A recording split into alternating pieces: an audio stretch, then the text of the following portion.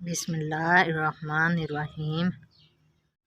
رسول اللہ صلی اللہ علیہ وسلم نے ارشاد فرمایا، جب کوئی عورت اپنے شوہر کو ایذا پہنچاتی ہے تو حوروں میں سے اس کی بیوی کہتی ہے، اللہ تعالیٰ تجھے تباہ کرے، تو اسے تنگ نہ کر، کیونکہ یہ تو تیرے پاس مہمان ہے، عن قریب یہ تجھے چھوڑ کر ہمارے پاس آنے والا ہے۔ رسول اللہ صلی اللہ علیہ وسلم نے ارشاد فرمایا، 5 چیزوں سے پہلے غنیمت سمجھو، اپنی جوانی کو اپنے بڑھاپے سے پہلے، اپنی صحت کو اپنے مرض سے پہلے، اپنے مالدار ہونے کو اپنی محتاجی سے پہلے، اپنی فراغت کو اپنی مصروفیت سے پہلے، اپنی زندگی کو اپنی موت سے پہلے۔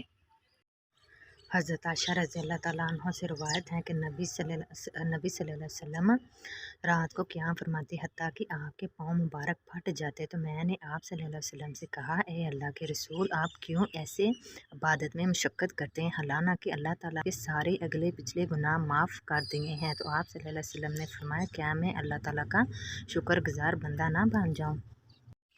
حدیث نبوی، اگر بیوی سوئی ہوئی ہو تو بلا وجہ اس کو جگا دینا سنت کے خلاف ہے۔ سیدہ عائشہ صدیقہ رضی اللہ تعالیٰ عنہ فرماتی ہیں کہ میں سوئی ہوئی تھی تو اللہ کے حبیب بستر سے بہت آہستہ سے نیچے اترے اور پھر جوتا پہنے بغیر ننگے پاؤں چلے تاکہ آواز نہ ہو۔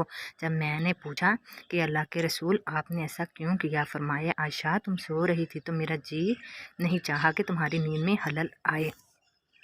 حضرت ابن عباس سے مروی ہے کہ رسول اللہ صلی اللہ علیہ وسلم نے ارشاد فرمایا، قسم خدا کی جس کے قبضے میں محمد صلی اللہ علیہ وسلم کی جان ہے، آدمی ایک حرام لقمہ پیٹ میں ڈال لیتا ہے تو اس کی وجہ سے 40 دن تک اس کا کوئی نیک عمل قبول نہیں کیا جاتا۔